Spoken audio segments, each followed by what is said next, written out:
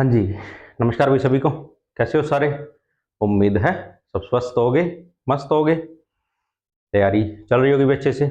एक दिन हमारी क्लास मिस हो गई, थोड़ा तबीयत का इश्यू हो रहा है, तो फिर भी आपको क्लासें निरंतर मिल रही है। अभी नरेंद्र सर की क्लासें अभी बिल्कुल भी डिले नहीं हो रही हैं, तो वो आपको समय पर मिल रही हैं, तो आपको पढ़ने के लिए अच्छा कंटेंट मिल रहा है। ठीक है, बाकी मैं अभी कोशिश करता रहूँगा कि आपको प्रतिदिन क्लासें मिलती रहें।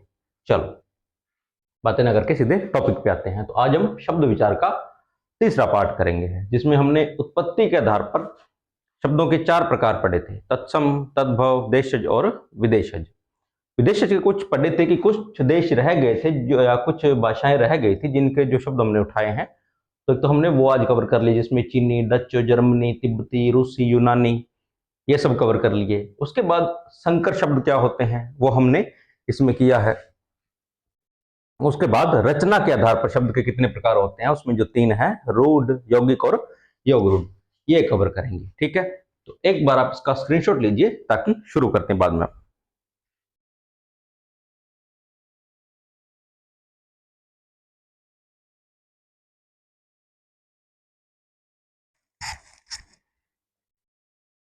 हो गया?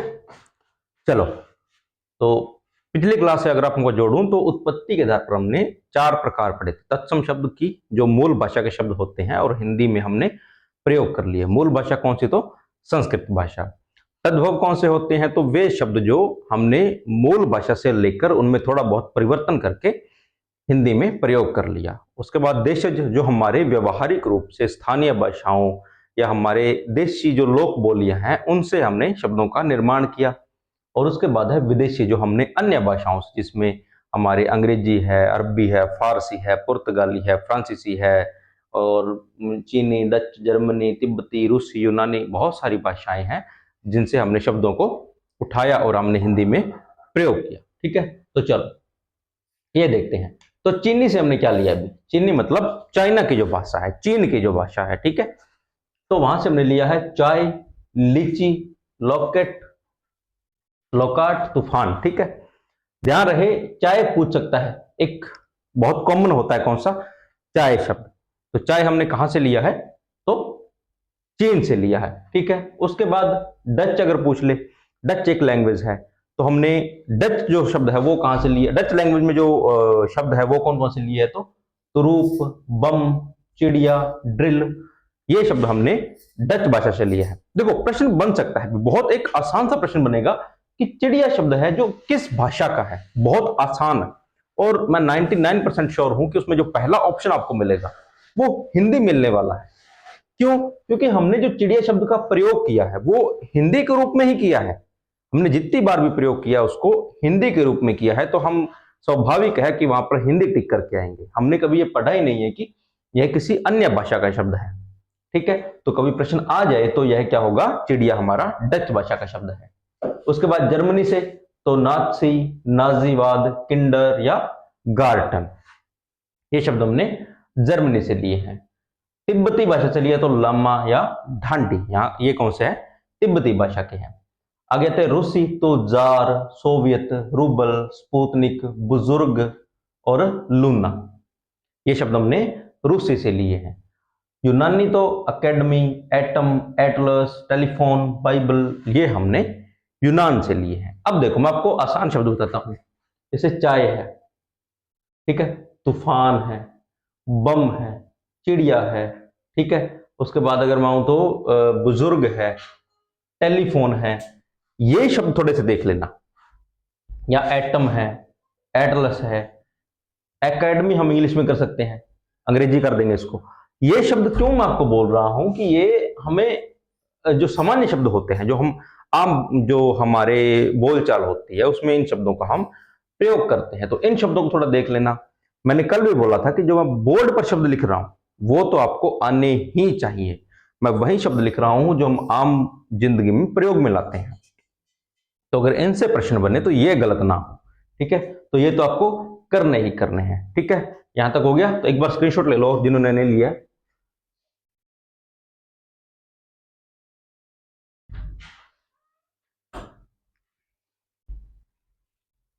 लिया? चलो, अगला है संकर शब्द। संकर मतलब क्या होता है? संक्रमण, जोड़ना, दो चीजों को जोड़ना। ठीक है, तो हिंदी में वे शब्द जो दो अलग अलग भाषाओं के शब्दों को मिलाकर प्रयोग में लाए जाते हैं, मतलब दो अलग अलग भाषाओं के दो शब्द हैं, हमने दोनों को जोड़ा और एक शब्द बना दिया, वह होता है संकर शब्द। ठीक है, तो हिंदी में वे शब्द जो दो अलग अलग भाषाओं के शब्दों को मिलाकर प्रयोग में लाए जाते हैं, वे संकर शब्द कहलाते हैं। ठीक है, अब क्या होता है कि इनको उत्पत्ति के आधार पर कई बार मान लिया जाता है, पर कई बार नहीं। पर मैंने आपको जो एनसीईआरटी से करवाया है, या बहुत सारी किताबों में इसको अलग से दिया जाता है, अभी साथ में नहीं दिया जाता। ठीक है, तो उत्पत्ति के आधार पर चार ही माने जाते हैं, तद्भव, तत्सम, देशज और विदेशज। चलो संकर शब्द देखो, एक जैसे वर्षगांठ, पूरा शब्द है वर्षगांठ, जिसका हम सालगिरह भी बोल सकते हैं, एनिवर्सरी भी बोल सकते हैं। तो वर्षगांठ, अब जो वर्ष है वह तो है संस्कृत का, और जो गांठ शब्द है वह है हिंदी का। तो हमने वर्ष जो कि संस्कृत का, गांठ जो कि हिंदी का, दोनों को मिलाया एक शब्द बना लिया वर्षगांठ, मतलब दो भाषाओं का दो शब्दों को मिलाकर एक शब्द बनाया। अगला देखो रेल यात्री। अब जो रेल है वो अंग्रेजी का है, यात्री जो है वो संस्कृत का है, हमने दोनों को मिलाया रेल यात्री बना लिया। अगला टिकट घर, तो टिकट जो है वो अंग्रेजी का है, घर जो है वो हिंदी का है, दोनों को मिलाया टिकट घर। नेक नियत, तो नेक फारसी का और नियत अरबी का, दोनों को मिलाया नेक नियत। अब प्रश्न कैसे बनता है कि आपको एक शब्द दे देंगे और बोल देंगे कि है किन दो भाषाओं के शब्दों से बना है। ऑप्शन में होगा कि अरबी प्लस फारसी, हिंदी प्लस संस्कृत, संस्कृत प्लस उर्दू, अंग्रेजी प्लस हिंदी, ऐसे ऑप्शन में आ सकता है। ठीक है, तब आपको प्रश्न गलत नहीं होना चाहिए। ठीक है, तो ये हमने विदेशी शब्द पूरे कर लिए और संकर शब्द भी अच्छे से पढ़ लिए हैं। ठीक है, तो अब हम अगला करते हैं रचना के आधार पर।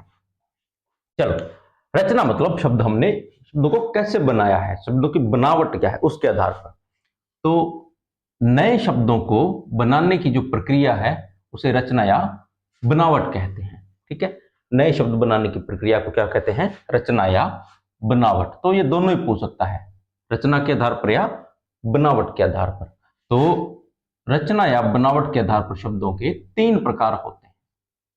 कितने? तीन, रचना या बनावट के आधार पर। एक मिनट रुकना भी आप।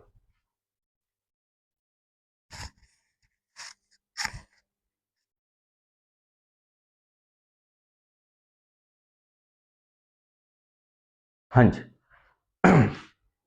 हाँ जी, तो रचना या बनावट के आधार पर तीन प्रकार कौन से? रूढ़ शब्द, यौगिक शब्द और योग रूढ़ शब्द। तीन प्रकार, रूढ़, यौगिक और योग रूढ़।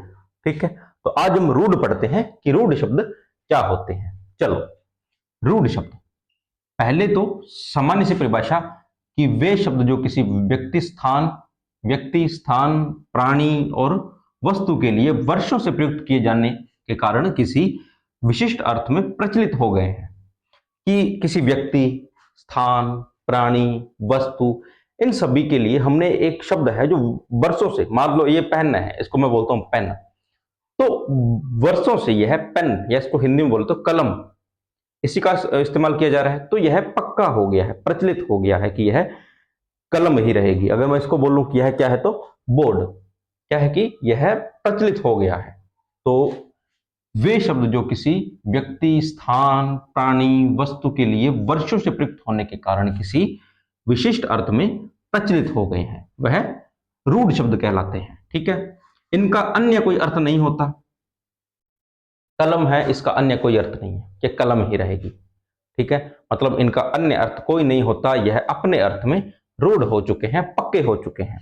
ठीक है, इन शब्दों के निर्माण की प्रक्रिया ज्ञात नहीं होती, यह कैसे बने हैं, इनका निर्माण कैसे हुआ है, यह प्रक्रिया हमें ज्ञात नहीं होती। जैसे हमने तत्सम, तद्भव, देशज, विदेशज पढ़े, उसके बाद संकर शब्द पढ़े, तो इनके निर्माण की प्रक्रिया हमें पता है, इनकी नहीं है। ठीक है, उसके बाद इन शब्दों के खंड करना संभव नहीं है। क्या है? खंड करना संभव नहीं, मतलब इनको तोड़ा नहीं जा सकता। कलम शब्द है, मान लो कलम है, इसको क्या तोड़ोगे, कहां से तोड़ोगे? तोड़ ही नहीं सकते, मतलब इनके खंड करना संभव नहीं है। अगर आप इसको तोड़ोगे तो आपको कोई अर्थ नहीं मिलेगा।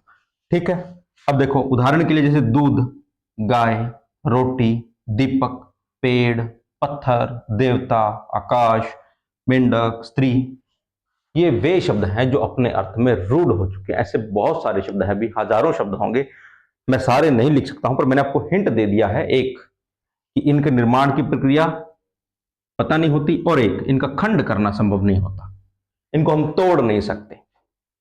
ठीक है, तो कौन कौन से हैं? दूध, रोटी, गाय, दीपक, पेड़, पत्थर, देवता, आकाश, मेंढक, स्त्री, कलम, ठीक है, कमीज, कुर्ता, बहुत सारे शब्द, आप जितने ले सकते हो उतने शब्द हैं जिनके खंड करना संभव नहीं है। वे कौन से होते हैं? भी रूढ़ शब्द होते हैं। ठीक है, तो आज हमने रूढ़ पढ़ ली है, अगली क्लास में हम यौगिक और योग रूढ़ पढ़ेंगे। तो जिन्होंने स्क्रीनशॉट नहीं लिया है वो एक बार स्क्रीनशॉट ले लो।